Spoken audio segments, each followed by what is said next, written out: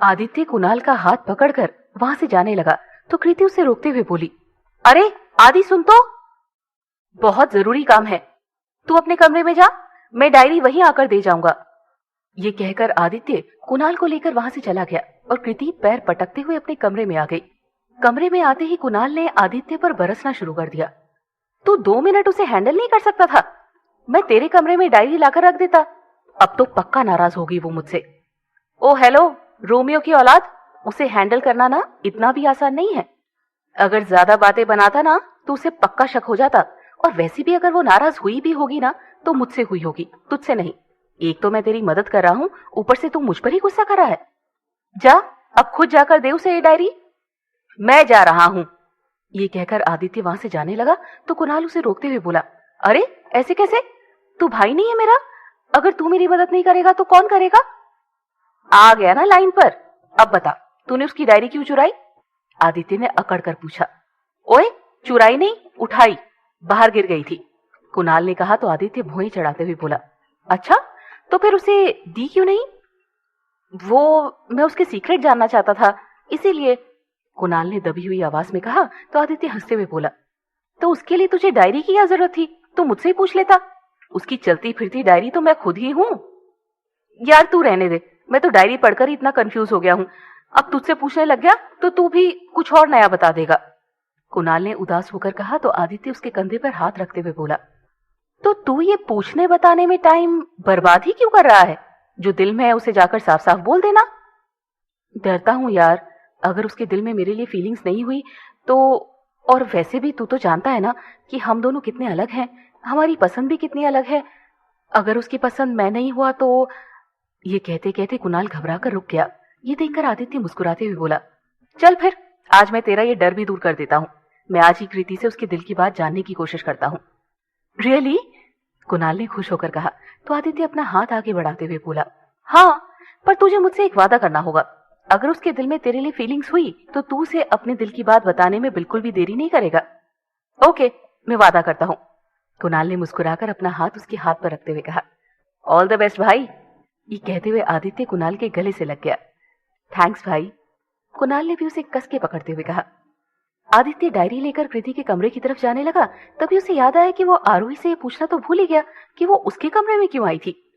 आदित्य फिर से अपने कमरे में पहुंच गया और वहां का नजारा देखते ही वो फिर से कमरे से बाहर आ गया। अंदर आरोही अपने सूट की जिप बंद करने की कोशिश कर रही थी, पर उसके बाल उसकी जिप में पूरी तरह फंस गए थे और बहुत कोशिशों के बाद भी नहीं निकल रहे थे। आरोही बहुत परेशान हो चुकी थी, इसीलिए वो आदित्य की आहट सुनकर चिल्लाते हुए बोली, कुणाल, तू है क्या? प्लीज अंदर आकर मेरी हेल्प कर देना। कुणाल नहीं, मैं आदि हूँ, आदित्य ने सकपकाते हुए कहा तो आरोही झल्ला कर बोली, प्लीज आकर कृति को भेज दीजिए जल्दी से, मुझे बहुत दिक्कत हो रही है।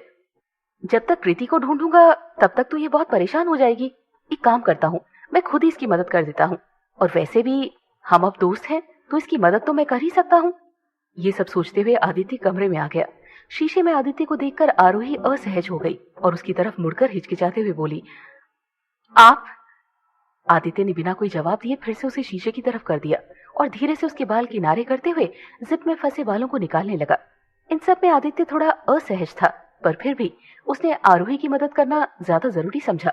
उसने बालों को निकालकर आरोही की जिप बंद कर दी और शीशे में आरोही को देखने लगा। शर्म के मारे आरोही ने अपनी आंखें बंद कर रखी थी। ये देखकर आदित्य धीमी आवाज में बोला, हो गया। आदित्य की आवाज सुनकर आरोही ने धीरे धीरे अपनी आंखें खोली और जैसे ही उन दोनों की नजरें आपस में टकराई, आरोही फिर से शर्मा गई और नजरें झुकाकर बोली, थैंक यू। वो दरअसल मैं जब तक कृति को बुलाकर लाता तब तक शायद ये और ज्यादा उलझ जाता, इसीलिए मैंने ही। आदित्य ने हिचकिचाते हुए कहा तो आरोही मुस्कुरा कर बोली, कोई बात नहीं, इट्स ओके। वैसे तुम मेरे कमरे में क्यों आई थी, कोई काम था? आदित्य ने कहा तो आरोही चौंक कर बोली, आपका कमरा? हाँ, ये मेरा कमरा है, 302। आदित्य ने कहा तो आरोही कंफ्यूज होकर बोली, शायद आपको गलतफहमी हुई है, 302 मेरा कमरा है। गलतफहमी तुम्हें हुई है, ये देखो 302 की चाबियां मेरे पास है। आदित्य ने उसे कमरे की चाबियां दिखाते हुए कहा तो आरोही हैरानी से बोल पड़ी, ये कैसे हो सकता है? 302 की चाबियां तो मेरे पास भी है।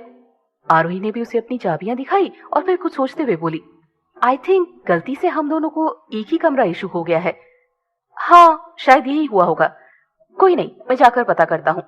आदित्य ने जाकर पता किया तो रिसेप्शनिस्ट ने उससे माफी मांगते हुए उसे दूसरे कमरे की चाबी दे दी।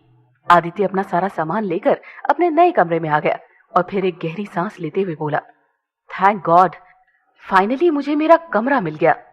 ये मैटर तो सॉल्व हो गया।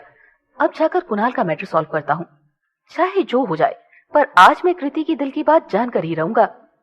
कुणाल और कृति ने मेरे लिए बहुत कुछ किया है, अब मेरी बारी है उनके लिए कुछ करने की।